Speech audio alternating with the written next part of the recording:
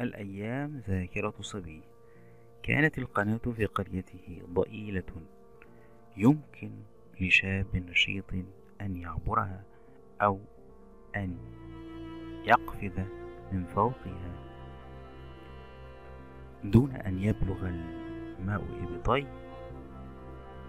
وعندما تجف يلعب فيها الصبيان، ولكنها في ذهن الصبي كانت عالما مستقلا مليئا بالتماسيح التي تبتلع الناس والمسحورون والأسماك الكبيرة التي تبتلع الأطفال، والتي يمكن أن يجدوا في داخلها خاتم سليمان، والذي كان في حاجة ماسة لهذا الخاتم كي يمر به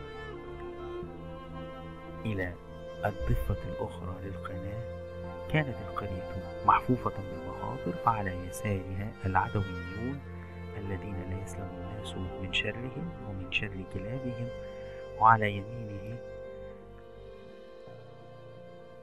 سعيد الأعرابي وامرأته كوابيس.